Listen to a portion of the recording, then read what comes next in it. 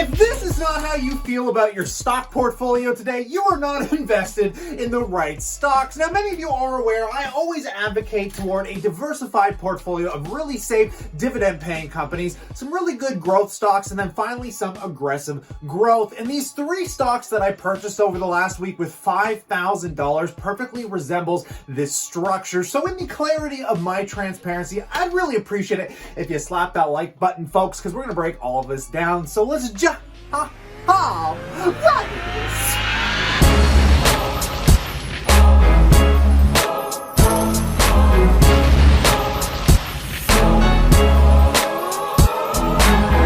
welcome back.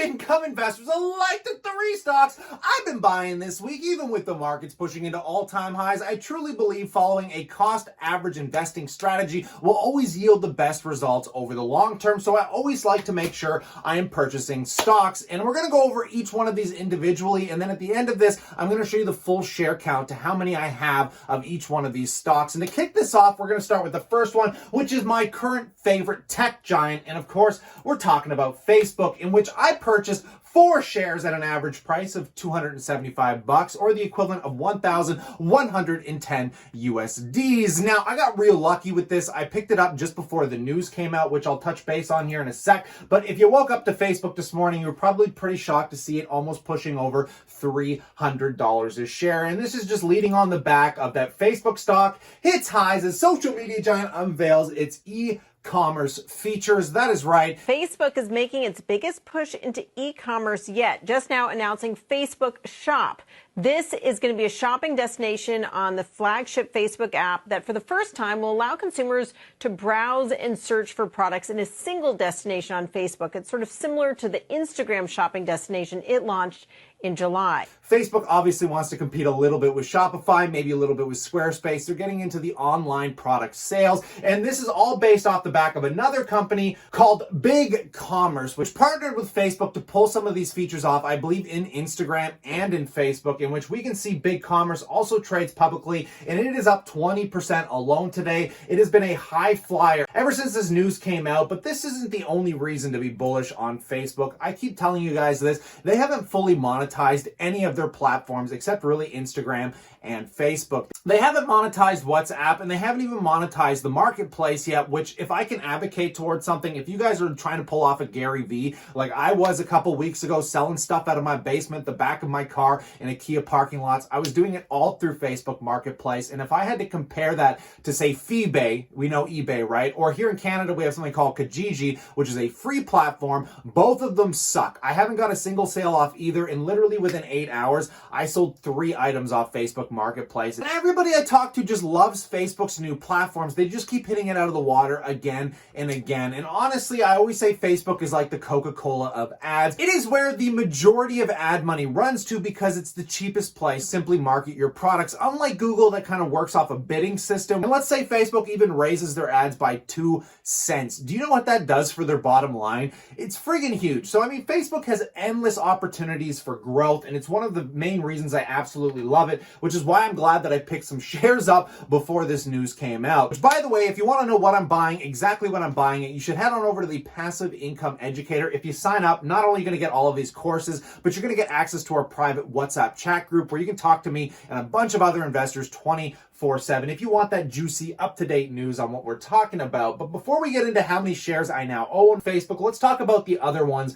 I purchased, because as I told you guys, I like the idea of diversifying between really super stable dividend-paying stocks. I like my really stable growth stocks, i.e., Facebook, and then I like my super aggressive growth. So going on to the dividend side of things, many of you may recall that yes, I sold off some of my Tesla stock, in which I finally figured out what I wanted to do with that money, and that was scale my Pepsi position. What Pepsi will do is stabilize my entire portfolio, give me a paycheck every 3 months, in which if I decide to, I could invest into some higher growth stocks, or heck, keep investing it into the dividend stocks, because these are the companies you're going to take with you through retirement. In which I purchased 15 shares of Pepsi at an average buy price, I do believe, of $137.45, or the equivalent of $2,071 US, which now we're just at over $3,000 in purchases. And I want you to keep in mind, guys, I play with Monopoly money. I live up in Canada here, so if you convert all of this to CAD, trust me, we're getting much closer to that $5,000 mark. So Pepsi's just one of these tried true ride or die kind of stocks, as PPC Ian would call them, and I'm really glad that I've been able to add this. I mean, I'm going to get into this in a second, how much I've scaled my Pepsi position, because I do want it to be much larger than it is even right now, but that's going to happen over a longer period of time, or it might happen sooner if Tesla stock just keeps running to absurd highs, in which I'll keep trimming a little bit of profit here and there. But before we get into, again, the full scaled position of this, let me talk about my growth position, which again, if you've been around this channel for a while, you've been OG, you know what I'm talking about, because I'm obviously talking about my mind med, my psychedelic, gonna change the entire world when it comes to opioid addiction, ADHD, suicide, headaches, depression, all these problems I'm really hoping my med will solve. I did not buy a lot of it this morning. I only purchased about $400 or $500 worth in US, in which in this current account that I have about 1,045 shares. So this is a company that's either going to be worth billions and billions, or it's going to be worth absolutely zero. This goes in the category of super high risk investments, which is why I don't throw a whole lot of money in it. I'm not going to be throwing thousands of dollars like I would be at Pepsi or Facebook. So I am going to mitigate a little bit of capital, because I call this my lottery ticket stock, one of the highest risk stocks you can make in the penny stock realm, which essentially means that all the money I'm throwing at it right now, if it doesn't work out, you can say goodbye and it all goes straight to zero. And I just want you to be aware, from a risk adjusted exposure level, MindMed makes up literally 1% of my total stock portfolio right now. Now, I'm not done buying it. I want to scale it up to about a 2 to 3% position, but taking a look at the total position as it stands right now, I have 1,045 shares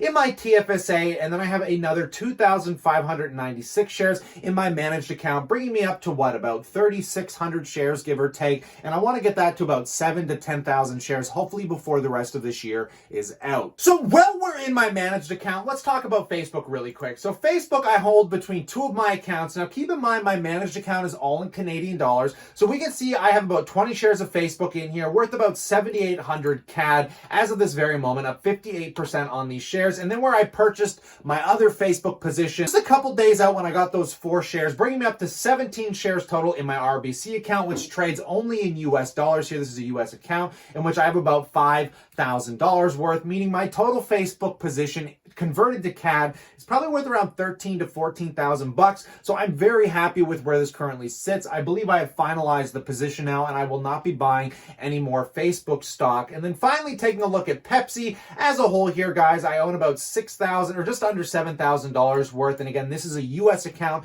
so that is purely US dollars here. You can see that if we scale this out a little bit to look at the total portfolio, again, all of these positions have been scaled purely thanks to Tesla stock. Tesla, I have made roughly $20,000 on, in which I have been pulling some profit out pretty aggressively lately, just to continue diversifying the portfolio to protect myself against any future volatility in Tesla stock. Because we all know one hint of bad news could probably send Tesla stock down 50%. So I felt a lot more comfortable pulling off some of those 300 to 400% gains, in which if I just held on, I mean, I'm up 492% on the rest of my Tesla shares today. But I am much comfortable, sitting some cash on the sidelines. It makes me sleep way easier at night knowing Tesla's not like a $30,000 position, which it would have been if I left that money in there. And it's a give and take. Yeah, it hurts a little bit that I missed out on about $5,000 to $10,000 worth of gains, but in the same time, I really love Pepsi. I really love Johnson & Johnson. So that is where I advocated some of that money. And yeah, I'm not going to see as much growth now in this portfolio, but with the stability that comes with those other two companies, like I said, I'll be sleeping a lot better at night. So in light of all of this, through these very tumultuous times, if I'm using those words correctly, I hope you guys are learning something about balancing your portfolio, as I always advocate toward having a really good amount of stabilizing stocks. These are your ride or die companies that'll take you to retirement, with things like Pepsi, Clorox,